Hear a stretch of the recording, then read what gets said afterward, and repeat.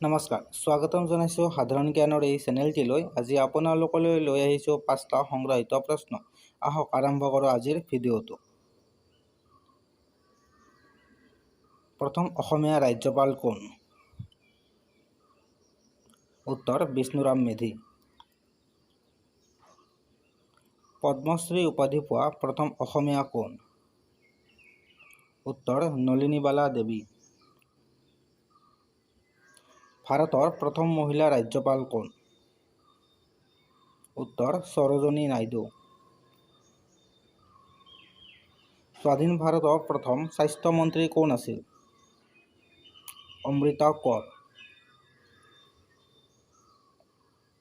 তাৰানা ৰাষ্ট্ৰীয় উদ্যান ক'ত অৱস্থিত? উত্তৰ গুজৰাট। ভিডিঅ'টো চাই যদি আপোনাৰ ভাল লাগিছে লাইক, শ্বেয়াৰ আৰু ছাবস্ক্ৰাইব কৰি দিব। ধন্যবাদ।